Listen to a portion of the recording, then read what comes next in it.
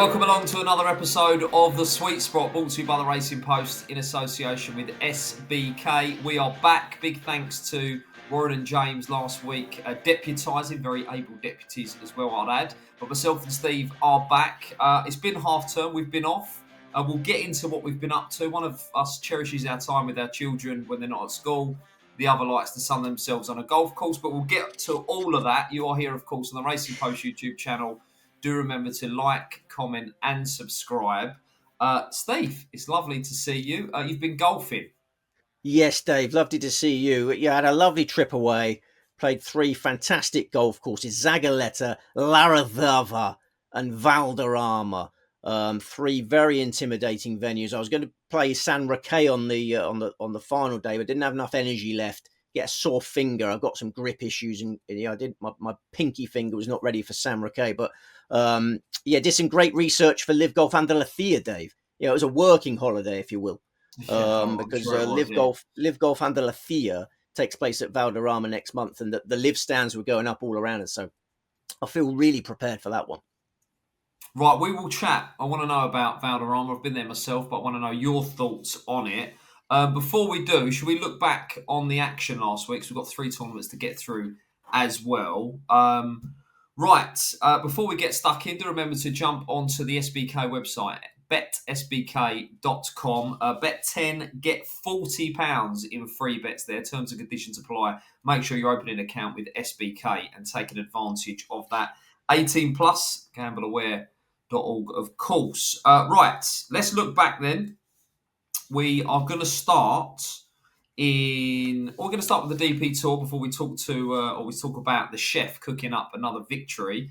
Let's go to the Austrian Open. One of the best named golfers on the tour, Nikolai von Delingshausen, did the business here, Steve, by 2 shots. But it was some final day. We had Christopher Wrighton on 59 watch playing PlayStation Golf. There was loads happening. Yeah, Nikolai von Delingshausen is a sweet spot legend. We were backing him a lot a few years ago, not just because of his amazing name. He was 150-1 winner last week. He got Lyme disease, Dave. That's why we stopped backing him. I mean, you might remember Jimmy Walker got Lyme disease. Jimmy Walker, major champion, got Lyme disease, never won again. Nikolai von Delingshausen got Lyme disease, so I stopped backing him. I thought, I thought his career would go a similar way to Jimmy Walker's, but he's an inspiration to Lyme disease sufferers everywhere. He's battled back. Now he's got his maiden PGA Tour title at the age of 32. You're right. Christopher Wrighton is the one to take from these races, I feel. He was a 50-1 runner-up last week after winning at 125-1 the previous week. So close to back-to-back wins. And coming from off the pace, Dave, I mean, he's just such an exciting Sunday golfer. Bruce Millington texted me on Sunday describing him as the Skirlow champ of golf. And I can see what he's getting at, because he gets so far behind. He shot a final round 62 to get into a playoff to win the Soodle. And then he shot a Sunday 60 in Austria to almost win that. So, keep an eye on Christopher Wrighton, 27-year-old Norwegian. He's coming of age, and he's got this incredible finishing kick that reminds us of the greatest ground ever, probably. Yeah, he was on. I think he was on 15, and he'd had 15 putts, which is just crazy. That's the way to do it. Yeah. I like Christopher Wrighton. We were backing him a lot back in the day.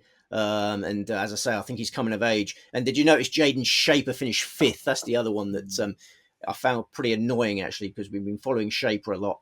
He was 66-1 last week, and that would have been some good place money. So keep an eye on Jaden Shaper, keep an eye on Christopher Wrighton, Nikolai von Delingshausen. We don't know where it's going to go from here. I saw, I don't know where he ended up in the end, but Marcus Kinnold was featured on the leaderboard for some time as well. Is he still a player on the radar? Oh, very much on the radar. Yeah, we got 3 tournaments this week, and he's very much on the radar for the KLM Open. Oh, okay. Any other takeaways then from Austria? No, sir. No. Let's move to the Memorial Tournament. Okay, right. I think we're still calling Scheffler the captain. I can't even remember why we were calling him the captain. Because he's so good at steadying his ship, Dave. So good at steadying his ship. So, we should call him that, yeah. Okay, right. Well, it was a 4-shot victory for Scottie Scheffler, who absolutely cruised home. He was rolling it like a dream in the Memorial. Honourable mention, Sepp Straka. I thought good again. I mean, he's in great nick.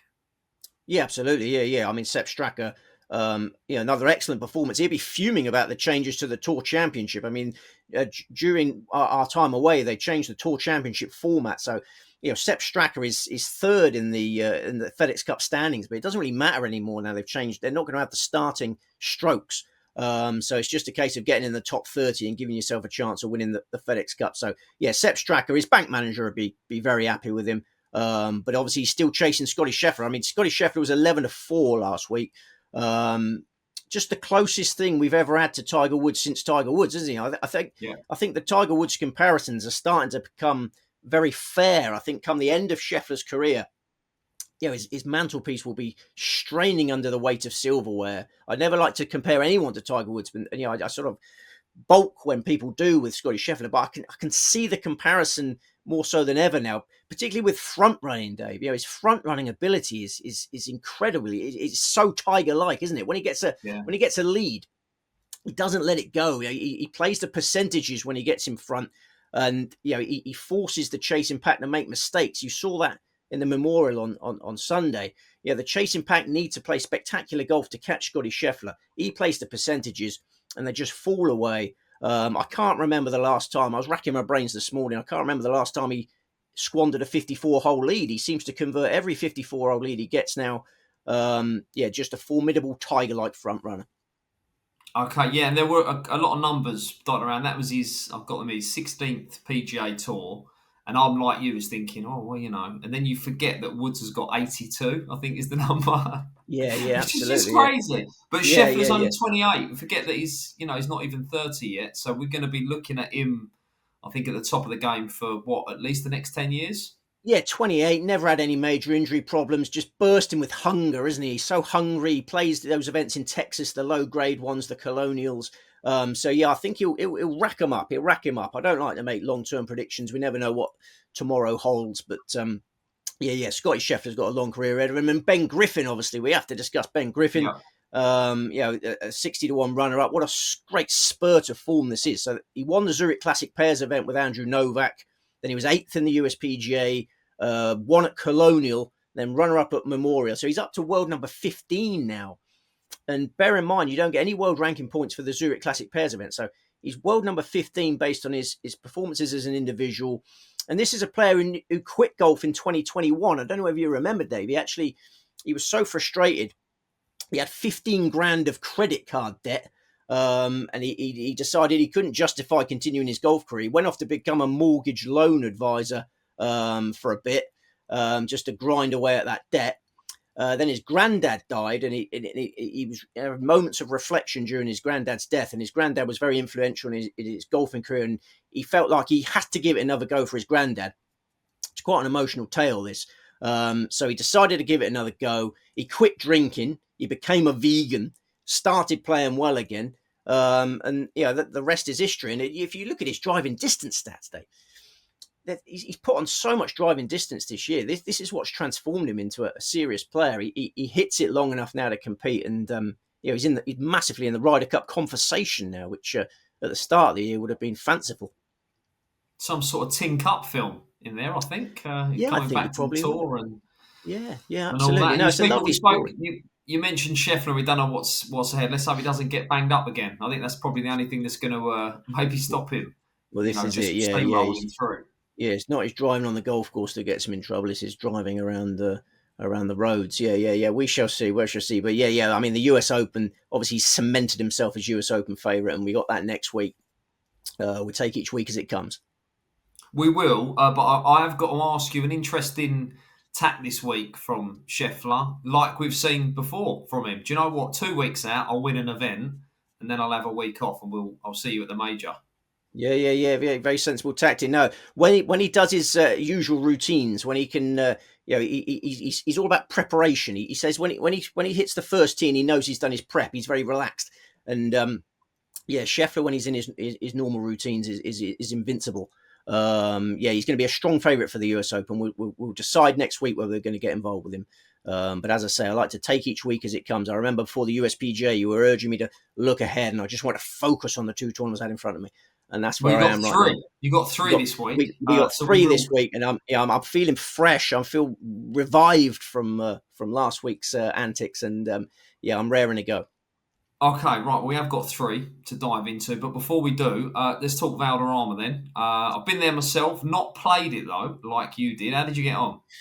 Well, I mean, I'd say it wasn't the hardest course I played. I played Zagaleta in the first round, and I lost so many balls that day. I thought I was going to have to just get on the plane home because I had no balls left. I made some purchases at La Reserva. Played really well at La Reserva. I own La Reserva. Wayne Mardell said it was some of the greatest golf he'd ever seen. I really played well that day. But then Valderrama, I was just so nervous. Even though I was playing well from the previous day, I got there, I was just overcome with nerves. It's such a daunting venue. And then I get a caddy at Valderrama. He was a very experienced caddy called Miguel, and Of course he was. Yeah. Miguel, and he'd caddied for Pep Anglais, Pep Angles, another sweet spot legend. Pep Anglais. He caddied for Pep Anglais in the 2016 Spanish Open, and all he wanted to talk about was Pep Anglais, who's a very attacking, wild player. And I played like Pep Anglais that day, and he really did earn his corn finding the balls and that. And we get haunted. Well, me in particular, about golfers we've backed and we can't get over how they've messed up, and you still remember things like Jaden Shaper. I always go on about waking up in the middle of the night thinking about Jaden Shaper blowing one of those South African Opens. This fella Miguel, who I'd imagine about 80 years old, he cannot get over Pep Anglais' Spanish Open implosion, because he was in contention to win the Spanish Open. And Pep Anglais took a 9 in the final round on the 11th hole. And he's probably still thinking about his 10%, isn't he? That's why. I think so. Yeah, I think it meant a lot to Miguel, and he's still not over it almost a decade later. And when we were getting to each hole, he was going, in tournament, Pep Anglais, blah, blah, blah. And then we get to the 11th. We got to the 11th, and he'd go, in tournament, day 1 birdie, day 3 birdie, day 4, 9. And he would talking me through the 9 on the 11th hole. So it was a really funny trip. And Did you match the 9, Steve? Did you match the 9? Well, I'm glad you asked, Dave. I'm glad you asked, because I hit the greatest shot of my life on the 11th hole at Valderrama, sliced the drive, pulled the second into a collection of trees. Like, there's all these cork trees at Valderrama, and I was deep in these. It was quite dark in the section of the course I was, because there were so many trees around me, like engulfed in trees. And there was a gap that was about, can I get this on the camera? Yeah, I probably can, because it's so small. It's about that. There was a small gap that I thought was sort of the perfect trajectory for an 8-iron. So I'm playing off the bark. I've got a gap like that. I just thought, roll the dice, fired it straight through the gap, right out the sweet spot, landed just short of the green, on the apron, chipped and putted for par. Yeah, honestly, the greatest shot of my life was on the 11th hole at Valderrama. And I said to Miguel, if your man Pep Anglais had played the hole like that, you might have won. So surely he wasn't advising you that shot. He's on your bag. Is he just no, looking he wasn't away advising that shot. No, I ignored Miguel's advice quite a lot, because life's not a dress rehearsal, and I wanted to give it a go. But I've had a hole in one in the past, Dave, but I've never hit a better shot than that, because the margin for error was 0. And then I've spent about a week since talking about that shot to anyone who will listen. So what have we learned then? Coming up to about the course? I tell you what you've learned about the course is that even what you think are good drives can end up in big trouble. I hit a couple of shots, and I'm looking at Miguel going, perfecto, and he's going, no, I'm not sure. And then you get there and you can't find the ball. It's just hit a tree and got in the water, or it's such, you've got to have such precision at Valderrama. I mean, we knew that anyway, but having played it now, I can see how the margin for error off the tee is so slim. And as a wayward driver, I found it very challenging. But enjoyable, I hope, nonetheless. Thoroughly enjoyable, mate. Thoroughly enjoyable. Now, it's revived me. I feel confident about the rest of the summer now. I feel like my energy levels are back. And 3 tournaments this week, and then the US Open. We're going to tip winners. And did you make any time at all to see your kids during half term? Oh, blimey, you're not going to let that. I came back on the Thursday. So we still had a Thursday night, Friday, Saturday, Sunday. Yeah, we had all sorts of fun at the weekend. No, I'm a devoted family man, but you can't turn down Valderrama, Dave. You can't. No, mate, you're right. Although I went to Leeds Castle, which is not in Leeds, which was something I learned during half term. It's in Kent, and there's a lovely golf course there. So I wish I'd taken my clubs. Oh wow! Have you ever seen that one? Leeds Castle Golf Club, lovely. I did not know Leeds Castle Golf Club was in Kent. That's an astonishing fact, isn't it? Mm. But no, I'm sure your kids appreciated the trips to the castle, and you'll be loved. Yes, Father's Day coming up. I might not even get a card now. We shall see. All good, all good, all good, all good. Right, let's dive in then, shall we? We are going to go to the Netherlands for this week's first event. It's the Yes. KLM Open. It is regular fixture on the European Tour now, the DP World Tour. We've got previous winners: Guido Migliozzi, Pablo de Rathabal, Victor Perez. This is a track that has been used before. Sergio Garcia back in 2019, second year in a row that we are here. Where are we, Steve? Yes, that's right. The International, Amsterdam, the Netherlands, 6,914 yards, par 71, 4 par 5s, 5 par 3s. Hosted the KLM Open twice before. The 2019 edition, as you mentioned, Sergio Garcia. Last year's edition won by Guido Migliozzi. A links-like layout, undulating fairways, dunes, swales, plenty of water hazards too, though. The greens full of humps and hollows. We got moderate breezes every day. This is a significant amount of wind coming this week. Unsettled weather forecast, light rain. It's a test of accuracy and strategy, in my opinion, given the weather conditions. You've got to really golf your ball. 156 runners going to post. Marvellous. Attribute, accuracy, what we looking at? I think so, given the conditions. Yeah. There's plenty of trouble spots, and the wind's going to be howling all week. A consistent breeze. There's no draw bias, klaxon going off. It's going to be a significant test of golf. I think anyone who gets to double digits under par will have a chance of winning. Marvellous. Right, let's have a look at the market then, shall we? We are wide open here. It's about 16 the field. Rasmus Nergaard Peterson, Hao Tong Lee, Juice Liu, Nakajima, Laurie Cantor, Ewan Ferguson. Proper market, this one. About 16s, 18s the field. How many in the team, Steve? 5 in this team. We've got a 5-3-2 formation this week. Okay, yes. 30 each way trebles if we're going to play that, which is nice. Right, main selection then for the KLM Open. Rasmus Nergaard Peterson. The time has come. We've been following Rasmus on Sweet Spot from the start of his DP World Tour career. He won 3 times on the Challenge Tour last year. Got access to a few DP World Tour events as well last year. One of them was the KLM Open. Missed the cut by a shot, but he carded a second round 69. I think that's encouraging given his lack of experience at the time. In the 12 months that have passed since, he's finished 4th in the Dunhill Links Championship, 18th in the French Open, which is a similar course to the International. I think there's parallels to be drawn from the French Open form to this course. He was 10th in the Dubai Desert Classic at the start of the year. And over the last 4 months, Dave, I don't know whether you agree with me, that seems an inevitability about Rasmus Nergaard Peterson getting off the mark. He was runner-up in the Qatar Masters, runner-up in the Puerto Rico Open on the PGA Tour, 22nd in the Valspar Championship on the PGA Tour. That's a decent event. 10th in the China Open, 4th in the Hainan Classic. Then he won a US Open qualifier, Dave, in Dallas the day after the USPGA. Came back to Europe last week, missed the cut by a shot in the Austrian Open, slow out the traps. Second round 68, though, nothing to worry about. Yeah, most likely winner for me. Very excited. I can tell you're very excited. And a decent price as well, as is, I like the shape of this market rather than a 5-2, 11-4 favourite. So all Yes, good. sir. Is the main pick. Who's next in? The biggest danger by far is Joust Loueton, the home hero, 2-time KLM Open champion. For me, one of the greatest moments in DP World Tour history, try and get it on the YouTube if you can, was Joust Loueton celebrating in the greenkeeper's shed after winning the 2016 KLM Open. It was glorious scenes. Freed from Desire. Do you know that song? Freed from Desire was pumping from the stereo. Loueton is leading this party. Yeah, just riotous scenes. My lover's got no money, but he's got his strong beliefs. And there's every chance we could see those scenes again this week, Dave. I think a KLM Open hat-trick for Joust Loueton, entirely feasible.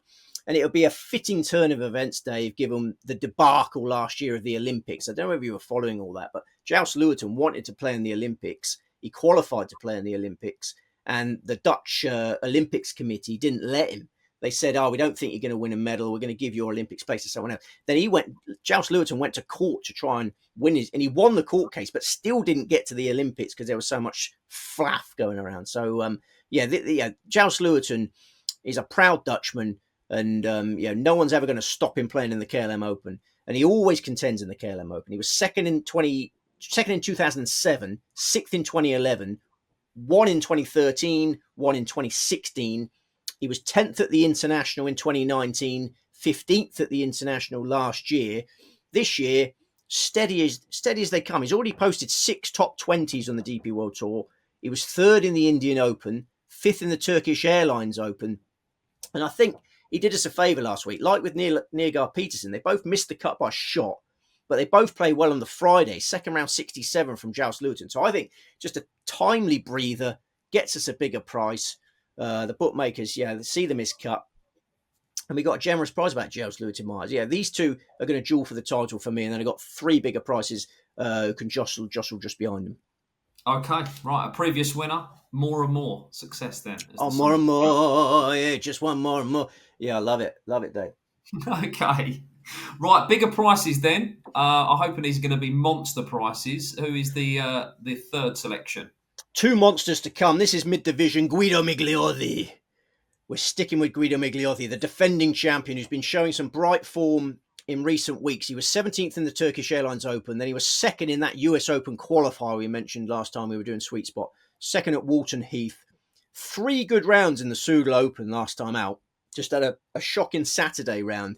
So I think given the prices on offer, he has to go in the staking plan because he won at the Golf Nacional. We mentioned the similarities between the Golf Nacional and the International.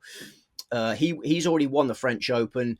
And he successfully defended a title before. He on the Alps Tour. He won back-to-back on the Alps Tour. So, we've mentioned how prolific he is as a champion on the DP World Tour. This would be his 5th DP World Tour title. Respected in the market. And then we got the big ones to come, the big price ones to come. Give them to me. Who are they? And the aforementioned Marcus Kinhol. As you say, we've been following him a lot. We got another fancy price this week, despite him finishing 15th in the China Open in April, 12th in the Turkish Airlines Open last month. He was 37th last week in Austria. But most importantly, a playoff loser at the International 12 months ago. He was having a terrible season up to that point. He teed off in the KLM Open as world number 532, fell in love with the track. That was his course debut, fell in love with the track, 4 rounds in the 60s, banked a big check, stabilised his career and went from strength to strength from there. So his only DP World Tour victory so far was on a links track in 2019 British Masters. This course has got links characteristics. So, I think he's way overpriced again. We have to go in again. That's right. Listen, I like the big prices. Have you got one bigger than that then, Steve? I have. And it is Rafa Cabrera Bello. Rafa Cabrera Bello. Been a while since we've been on him, but showing signs of life. Yeah, this is a former world number 16, a former European Ryder Cupper, of course, a 4-time DP World Tour champion, including a Rolex Series event. And all those 4 wins had big gaps in between them, Dave. Yeah, 3-year gap, 5-year gap, 4-year gap. He seems to be a bit of a laurels rester, Dave. He rests on his laurels. I mean, he's got a very attractive Swedish wife. It seems like he banks a healthy check, goes off to have fun. He goes off to have fun for a few years, and then knuckles down again. And the evidence is he's knuckling down again now. It's been almost 4 years since his last victory. He's made 5 cuts in a row, 67-68 over the weekend in Austria, tied for 22nd place. Really encouraging, and a breezy, linksy KLM Open venue is perfect to continue this resurgence for me. I mean, last year was a virtual write-off for Rafa Cabrera Bello, but he finished 29th on his course debut at the International. He liked the International, 72, 70, 70, 70. Always been a brilliant wind player. He's a Gran Canaria man, of course. It's always windy in Gran Canaria. He's won in Dubai. He's won the Scottish Open. He's finished 4th in the Open Championship, Dave. He's finished 4th in the French Open at the Golf Nacional.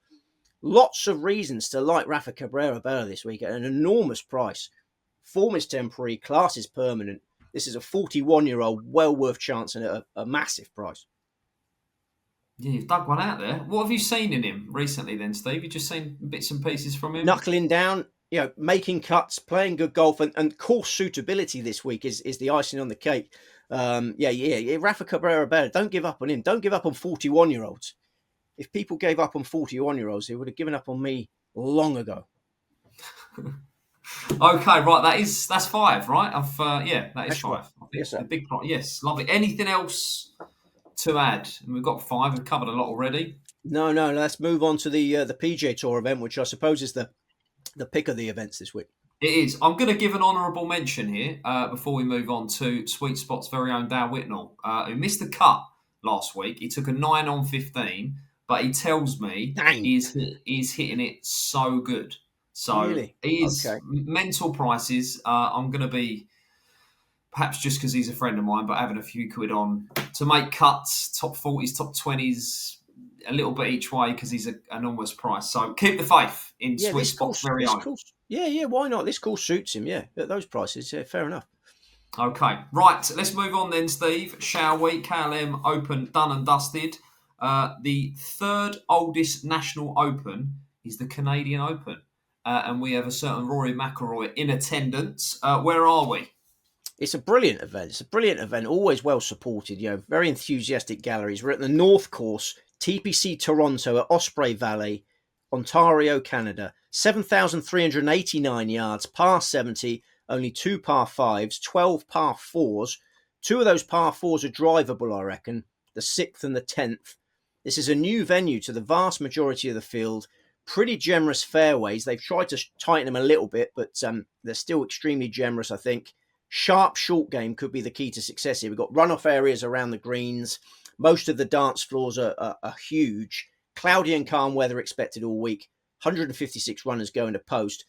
And I think it's worth noting, Dave, given most PGA Tour events dominated by Americans, you always have a strong American contingent. Only one of the last 9 Canadian Opens has been won by an American, Dave. It's a very eye-catching statistic, that.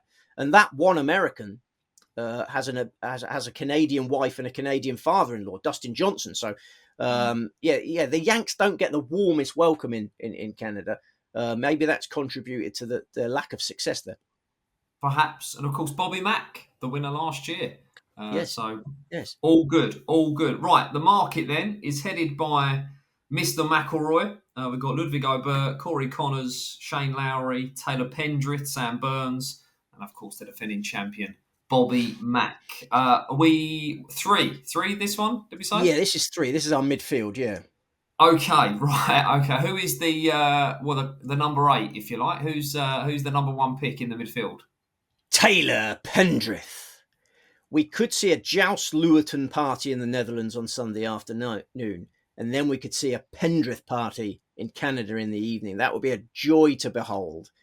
Nobody will forget the scenes when Nick Taylor won the Canadian Open. You haven't forgotten Nick Taylor's Canadian Open whenever you're 2 years ago. I mean, that was glorious. Adam Hadwin rushing on, getting rugby tackled to the ground. Yeah, I think we could see another, more Canadian glory this week. Yeah, Pendrith is a local lad. He's from this area of Canada.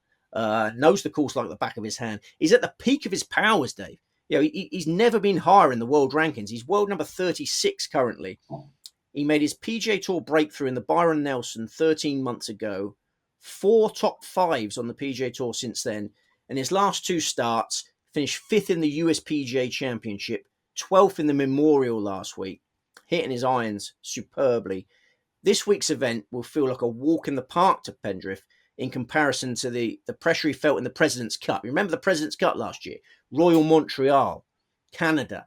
Pendrith, a Canadian facing the United States in Canada, was under huge amounts of pressure. Obviously, the internationals lost like they always do in the President's Cup. It's hard for an international to get points. Pendrith got 2 points, which is a decent effort for an international in the President's Cup. So I feel he's mentally equipped to handle this assignment. There will be pressure on him if he's in contention, a Canadian in his homeland, but I think he can handle it because he's got a significant edge on course knowledge, Dave. This is the most exciting golf bet of the week for me because this is a course hardly anyone knows anything about, but Pendrith knows it really well. He used to play on the Canadian Tour, Dave. He's played 2 Canadian Tour events at Osprey Valley. He finished 2nd on this course, the North Course, in the 2019 Osprey Valley Open. He says he's played a lot on this course socially as well, Dave, with family and friends.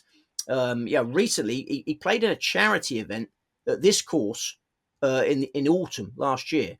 and he got a hole in one at the 14th hole, I found out. So he knows this course. He loves this course. It's a new test for virtually everyone else. He's going to hit the ground running. He's got 2 drivable par 4s. Did I mention that? Pendriff could run riot here. What's his length like off the tee? Oh, you talk about him being our number 8. I mean, he'd be like a sort of Patrick Vieira in the midfield there. He's a big, powerful unit, Dave. He's one of the biggest hitters in the field. It all looks so perfect for Taylor Pendriff. He can send it. Okay. Sure he can. Well, he's a nice big price as well. Big price. Right. Second selection then for the Canadian. Robert McIntyre, who you've already given a mention to, the defending champion. He's got a 100% record in the Canadian Open. That was his debut last year. He won it with his dad, you might remember. He was having caddy issues. He rang his dad because he didn't have a caddy. Got the standing caddy come in. Wonderful scenes winning with his father. He won the Canadian Open in June. Then he won the Scottish Open in July. It was a dream summer for him. And from that Canadian Open onwards, he took his game to a new level for me. This year, you've seen it. You've seen those improvements. 6th in the Phoenix Open, 11th at Bay Hill, 9th at Sawgrass. He's been close but no cigar. Similar story in his last 2 starts. 6th at Colonial, 20th at Memorial. I think the cigars might arrive in time for Sunday night because this course sets up really well for him. I think it's another point well worth making. It's a significant advantage for players who didn't have to tee up in the US Open qualifiers on Monday, yesterday. We mentioned Rasmus Nygaard Peterson. His qualifier was ages ago, day after the USPGA. But yesterday, you had, I think there were 9. Was it not? Yeah, you had 9 sites for US Open qualifiers in the United States, and you had 1 in Canada. So 10 sets of US Open qualifiers. Loads of people in this field were playing in that. So 36 holes on a Monday and then a Thursday start on the PGA Tour is far from ideal. But Pendriff didn't have to play. He's already in the US Open. McIntyre's already in the US Open. So my boy's fresh for the fight. Yeah, quite a few notable names missed out as well. I think Max Homer missed out and he's spinned his caddy off as well, I saw. Yeah, Max Homer carrying his own bag. He's gone viral for carrying his own bag. He's having caddy issues and didn't make it through. But lots of drama took place yesterday. But my boys were just feet up, practicing, readying themselves for the Canadian Open. I like it. Right, third selection then. Who are we going for? Ryan Fox, who isn't yet in the US Open field, but he knows that a decent performance in the Canadian Open will get him there. He's 75th in the world rankings. He needs to be in the top 60 after the Canadian Open to get in the US Open.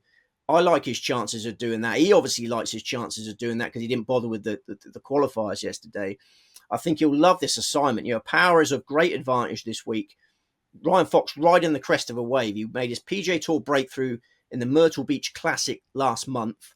Then he was 28th in the USPGA. Last week in Memorial, 20th.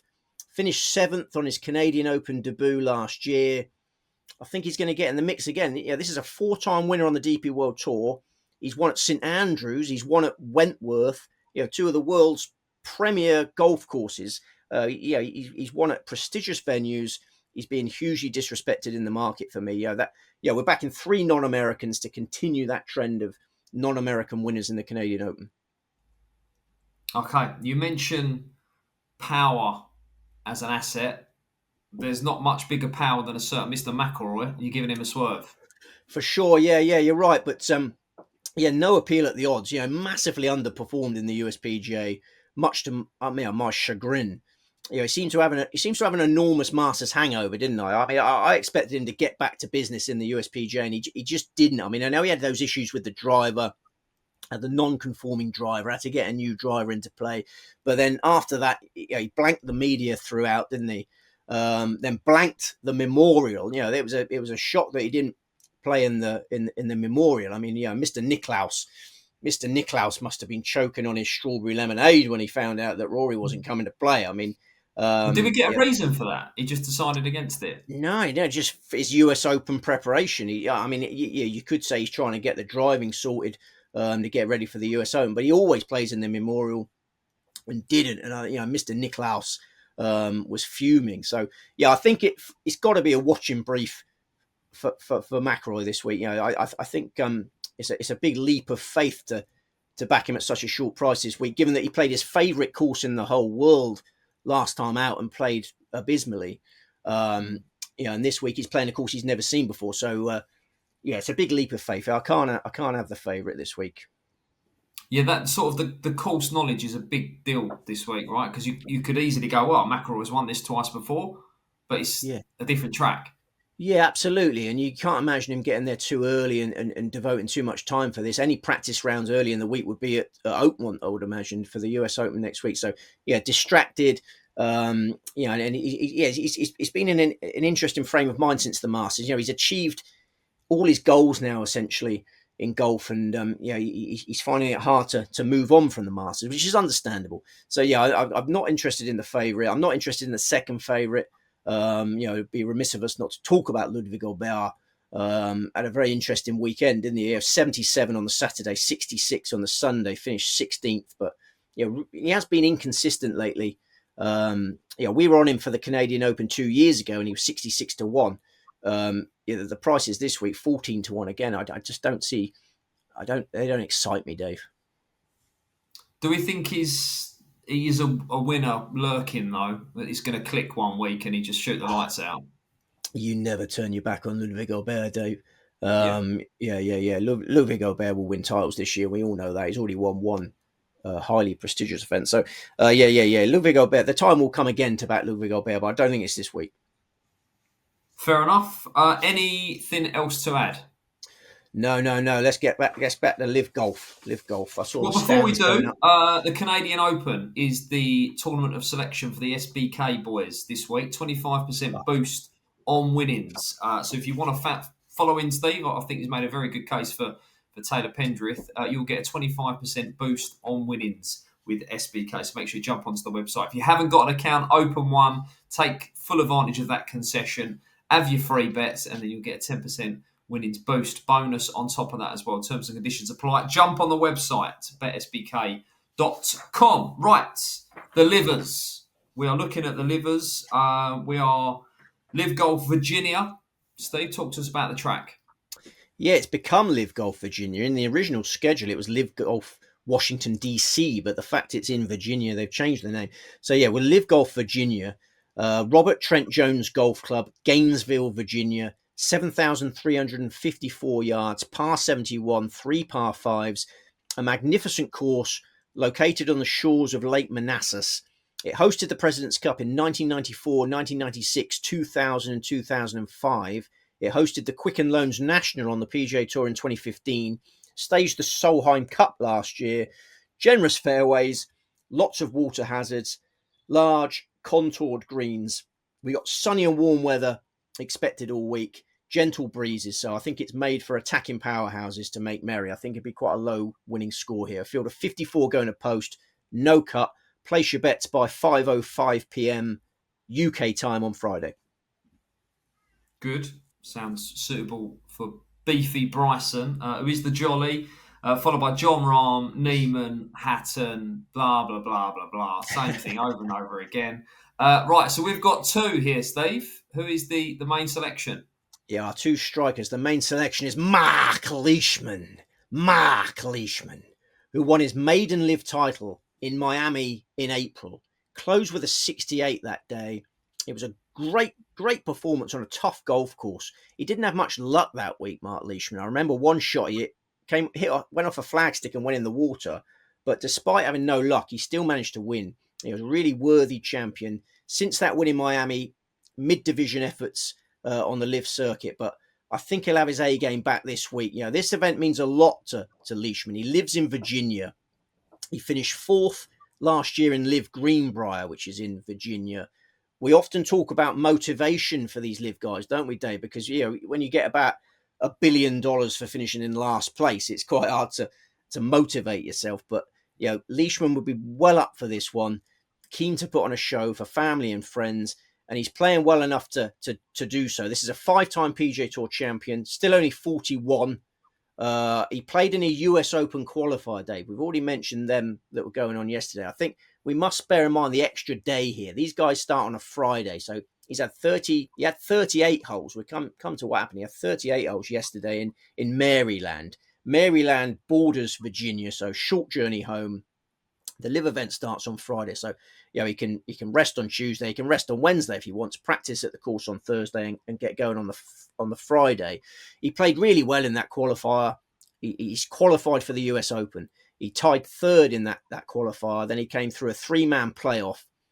His shot of the second playoff hole was magnificent. Par 3. He put it to 6 feet. That was essentially job done. So a really gutsy effort, and he'd be buzzing about that. This will be his first major appearance since the 2022 Open.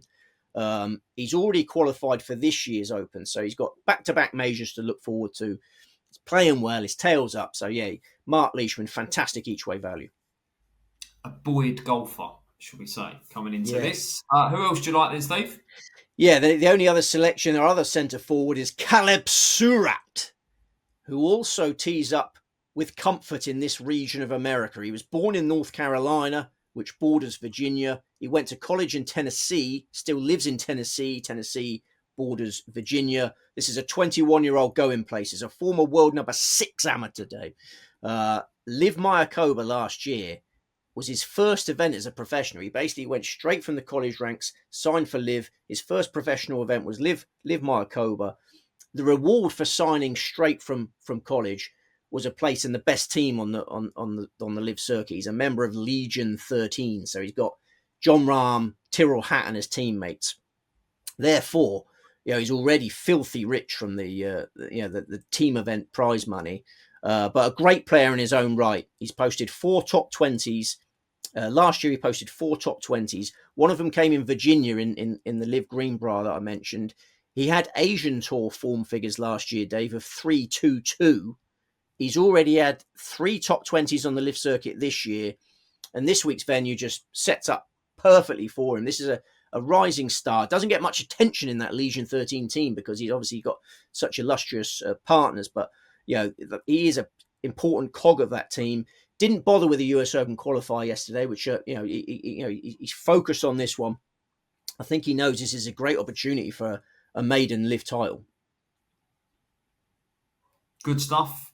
Give us just a line or two on the front 4 in the market then, Steve. We've got Bryson, John Rahm, Neiman and Hatton. Yeah. I mean, this is the ultimate watching brief for Bryson DeChambeau. Yeah, for US Open punters. If you're going to be playing on the US Open next week, you have to be watching a lot of LIV Virginia because Bryson DeChambeau. I cannot remember a time where I need to keep eyes on a golfer because his iron play is the big problem in it. He was talking at the USPGA about getting the new irons in the bag. He's trying to construct these new irons being specially built for him. If they are in the bag at LIV Virginia and he starts hitting his irons well, my word, is he a candidate for next week's US Open. So, I apologise to my family in advance because my work-life balance this week is going to be appalling. I am basically going to have my phone watching every shot Bryson DeChambeau hits because, as I say, there's only one weakness in Bryson DeChambeau at the moment. It's the iron play. Keep your eye on Bryson DeChambeau. I was very tempted to play him this week because, as you say, the course sets are absolutely wonderfully for him. He's the right favourite. Remember, he carded a 58 in Virginia at LIV Greenbrier in 2023. His maiden LIV title was LIV Greenbrier, a 58. So he loves this part of the world. He'll love this course. But I just think he's potentially testing new irons, and obviously more than one iron next week. So maybe it's wise to just have a watching brief rather than play him. But he would be the one of those 3. As you say, you get bored of these LIV markets, don't you, Dave? But I'd say DeChambeau's the pick of the 3. Then I'll probably say Wacom Neiman's the second best. He won the Greenbrier Classic in Virginia on the PGA Tour. You can make a good case for DeChambeau and Neiman. John Rahm, I'd probably leave alone this week. So it's just the lack of opinion, I think. There's no. If someone went, do you know what, we're going to go 8 Bryson because we've heard he's using new irons or something, you'd be sort of interested. But it's kind of, what of all the LIV events, those front 4 in the market, what percentage of the events have they won? That's a bloody good question, Dave. Yeah, a lot of them. I don't expect you to know the answer. Neiman's throwing it out there. Yeah. This year Neiman's won 3 of them, isn't he? So Yeah, they are very successful, and but I think even Neiman might have one iron next week. Now he's got a taste for playing well in a major. Now he did well in the USPGA, but yeah, DeChambeau's the one. I need to be looking more at Bryson DeChambeau this week than I do my lady wife. It's so important to keep an eye on his iron situation. That's fair. Listen, you don't want to see your kids when they're off school. You don't want to see them when they're at school, Steve. So it's fine. So, let Uh, us know in the I comments love below my your children. I thoughts love my on children. Steve's parenting skills or his wife's parenting skills. 'Cause it seems like Listen, she Dave. does all the work. Listen, it's my daughter's 10th birthday at the weekend, so don't worry, I'll be fully immersed in that. I have a What's the child that's plan? gonna be double digits Yes, child. mine's Yeah, going to be double digits in November. Mine double yours is digits. double So what's the digits in plan? November. Yeah, it makes you feel very old, doesn't it? So yeah, there'll be all sorts of celebrations over the weekend that I'll immerse myself in. I remember when Grace was born. I nearly won a fortune the following week on Brandon Grace in the US Open. I was on Brandon Grace. That's your Um, cross reference to her that's being what. born. Yeah, Not the magic of childbirth. well, the magic in she's been inspiring me from day one. He was 300 to 1, Brandon Grace, for the US Open at Chambers Bay. You might remember that one. He was tied for the lead going up on the 16th tee, tied for the lead. It was late at night. I think I was rocking Grace. It was late at night, about midnight, and he sliced one out of bounds on the 16th. But still good place money. But yeah, don't worry. I'll be throwing myself into it. My daughter is an inspirational character. She's the calmest member of the family by a mile. And yeah. It's a good weekend Well, I ahead. Yeah, didn't have but that down as you, Steve. Let's put it that way. fair comment. Fair comment. Right, let's have a round up then. 3 events. Let's do them in chronological order if I can remember. The KLM. KLM Rasmus Nergaard Peterson, Joust Louiton, Guido Migliotti, Marcus Kinholt, and Rafa Cabrera Bello. Okay, and the Canadian Open. Taylor Pendrith, Robert McIntyre, and Ryan Fox. And the Livers. Live Golf Virginia, Mark Leishman, and Caleb Surratt. Okay, right. There is one or two people in the comments that get livid, Australian. absolutely livid when I ask you this question, but I think you've What's the hinted at question? it in Taylor Pendrith. But the best bet of the week? Yeah. I don't mind that question this week because Taylor Pendrith. Well, The some people Open. might just want to have one bet. So if they're going to have That's just one bet, who's it going to perfectly be? acceptable. Perfectly acceptable. Yeah, I would say Taylor Pendrith is the man. But you sometimes get these situations where Taylor Pendrith will be aware of what a big opportunity this is. I've sometimes noticed when there's a gilt-edged opportunity for a player, they become aware of it. You have a weight of expectation that they put on themselves. So I really would like to see a good start from Taylor Pendrith. I think if he gets off to a good start, the confidence will build, and he knows this course like the back of his hand. So I definitely say Taylor Pendrith, Dave. Yeah. Marvellous. Well, we are back, and we will be back next week as well, of course, for another major. So we'll get thoughts from Steve on that next week. Steve, it's been an absolute pleasure, as ever. You out there, do remember to get involved. Drop us a comment, like, share and subscribe. Enjoy the golf and gamble responsibly. We'll see you next time.